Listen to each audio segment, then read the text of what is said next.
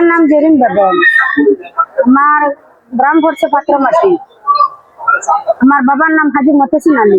পাত্রমাটি 7 bug ইউনিয়নের। আমার বিবাহ হয়েছে জৈন্তাপুর বিত্রিখেল ববরবন গ্রামে। আমার স্বামীর নাম হাবিবুল ইসলাম। আর আমার বড় বাসুরের নাম নজরুল। আর আমার বাসুরের ছেলের নাম হয়েছে তসলিমা হাফিজ তসলিম। দেন আমার কুপ্রস্তাব দেওয়া রমজানের পর থেকে কুপ্রস্তাব দিবা। কুপ্রস্তাব আমি রাজি না হওয়ার কারণে প্রতিদিন থেকে আমার লগে কোনো সুযোগ না পাওয়ার কারণে আমার বাড়িতে একটা ডেলিভারি আমার বাড়ি যে আমার সারা বাড়ির মানুষ গেছেন আমার জ্বালান ডেলিভারি ওই হিসাবে তাই আমার দেখে আমার বাচ্চাটা উঠান থেকে দরিয়ানাত লাগছি আর আমার এত দশলা চাইছিলাম জোর করে আট থেকে ছুটি আইতাম। আর এত দরজার বেন্দা দিয়ে আমার মাথাত বাড়ি মারিয়া লগে লগে আমার নাকের মুখে রক্ত ছুটি গেছে। 2-3টা বাড়ি খাবার লগে লগে আমি অজ্ঞান হয়ে গেছি। এখন আইয়া সরকারি মেডিকেল আমার নিচ্ছেন আমার লাগাবাড়ির বেটিনতে আমার স্বামী গেছে গিয়া যখন জেন্টা মেডিকেলের ডাক্তারের সঙ্গে দিছে না বাইরে উসমানি ফাটাইছে অন্য আইয়া টেস্ট বেস করাইয়া আমার কমরের হাড্ডি একটা ভাঙি গেছে গিয়া আর দাঁত 4টা লড়ি গেছে গিয়া আর সমস্ত মুখ খাটা আমি জবান দিতে পারি না এখন পর্যন্ত। খানি নাই বন্ধ, আমার খানি একবারে ডাইরেক্ট বন্ধ, আমি খানি খাইতে পারি না। আমি গর্ভ 4 মাসে আর আমার ডেলিভারি ব্লাড চিপি গেছেও। আমার অবস্থা এখনো খুব বেশি খারাপ। আমার স্বামী লইয়া আমার বাচ্চা দুটা লইয়া খুব আতঙ্ক থাকছে, খুব ভয়ঙ্কর আছে। আমার ডর করে যে আমি ঘর থাকি বাড়ি পারি না, পরে আমার খুব ভয় লাগে। আমার বাসুরের ছেলে তসলিমকে আমার নির্যাতন করার জন্য আমি তাড়াতাড়ি বিচার চাই, আইনের আয়ত্ত প্রশাসনের কাছে আমি দ্রুত বিচার চাই, আইনের আয়ত্ত আনা হোক, গ্রেফতার করার লাগে তাড়াতাড়ি।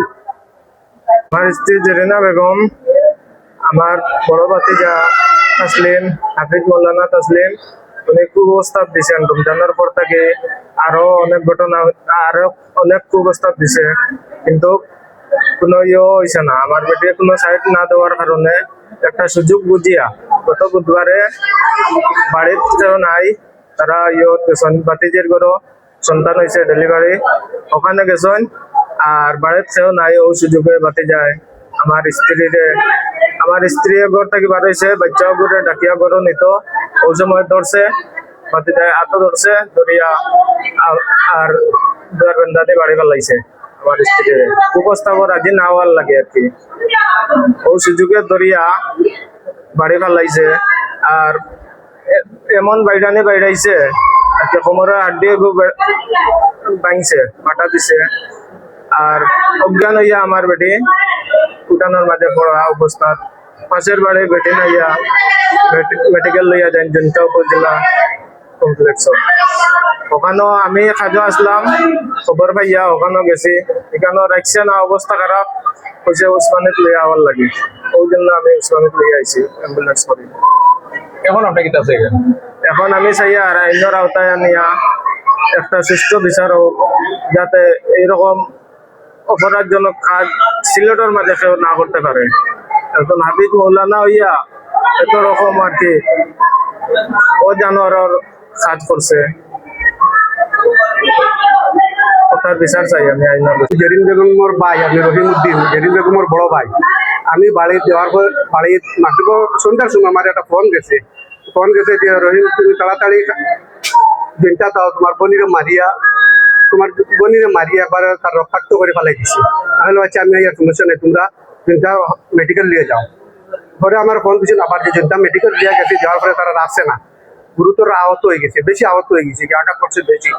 আমি তারা বলছি তোমরা উসমানে দিয়ে যাও, আমি এই ভাইছি আমার বোন একবারে রক্তাক্ত অবস্থা, একবারে মাটিতে শুয়ে আছে। তারপরে আমি চিকিৎসা করিয়া নিয়ে ডাক্তার দেখাইয়া আমি নদীতে ভর্তি করতাম। আপনি কি চাই? এখন আমি ওটা চাই যে আইনের আওতায় নিয়ে সুষ্ঠু বিচার করিয়া আমার বোন দ্বারা যেভাবে মারছে, আইনের আওতায় আমার এই বিচারটা চাই। প্রশাসনের কাছে এটা আমার জোর থাকিল, প্রশাসনিকভাবে আমার এটা বিচার হোক, সুষ্ঠু বিচার হোক। আমার নাম হাজি ফরিদ আহমদ, গ্রাম পাত্রবাটি, থানা খানাইঘাট, সিলেট। যে কুপ্রস্তাবটা দিছে যে বাচ্চাটা, অবশ্যই একজন আলিম মানুষ, কিন্তু আমরা সিলেটে এই ধরনের কোনো ঘটনা ঘটছে করি আমার জানা নাই। যে আপন বাতিজি বাতিজার ছেলে, তার আপন চাষি। তো আসলে আমি অত্যন্ত মর্মাহত এই বিষয়টার লাগি। আমি আমার এলাকার বাসীর পক্ষ থাকি এবং আমার খানাইঘাটবাসীর পক্ষ থাকি জোর দাবি প্রশাসনের কাছে জানাইয়ার যে এটার তীব্র নিন্দা জানাইয়ার এবং এর দ্রুত গ্রেফতার করিয়া আইনের আওতায় আনিয়া তার সুষ্ঠু বিচারটা চাইয়ার।